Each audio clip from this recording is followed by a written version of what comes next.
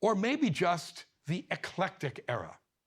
Of course, there's no guarantee that the music of the 21st century won't be as varied as that of the 20th. Although, if this does turn out to be the case, we must fervently hope that it will be for reasons other than the violent discontinuity that shaped and shook the 20th century.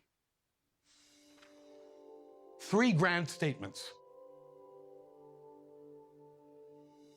We finished this opening lecture with 3 broad but not inaccurate statements about the expressive and syntactical nature of 20th century music. 1. The rules, rituals, and requirements of traditional functional tonality were abandoned by the vast majority of 20th century composers. Musical syntax itself, meaning the musical language itself, became contextual and therefore subject to the expressive whims and the inner ear of the composer. Grand statement number 2.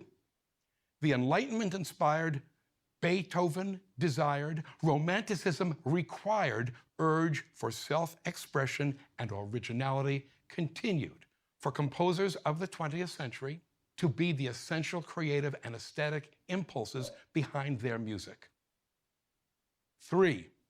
In the increasingly global environment that was the 20th century, composers of concert music synthesized an increasingly diverse set of stylistic elements and influences into their work. The result was a body of progressively more diversified, more eclectic music. At the beginning of the 20th century, such classifications as German music, French music, and Russian music still had meaning. By the end of the 20th century, these phrases had no meaning whatsoever. Globalism and synthesis had rendered individual national styles moot. Regarding this concept of musical synthesis, admittedly, all literate music, meaning all notated music, represents some sort of synthesis, a synthesis of a composer's life experience, expressive aims, environment, and so forth.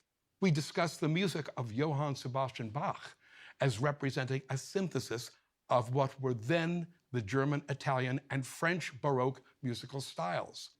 19th century musical nationalism is, by its very nature, synthetic, as it consciously merges the oral tradition, folk or folk-like music, with the compositional techniques of concert music.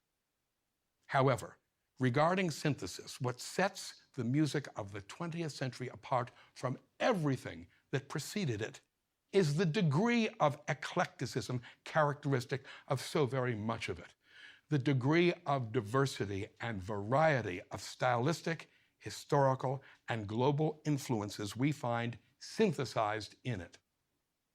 Let's put it all together. When we combine the 20th century's overweening artistic emphasis on personal self-expression with the increasingly diverse, increasingly eclectic, increasingly global musical vocabulary, leavened by a century gone mad, we come up with a body of music, the variety of which was completely new to the history of Western music.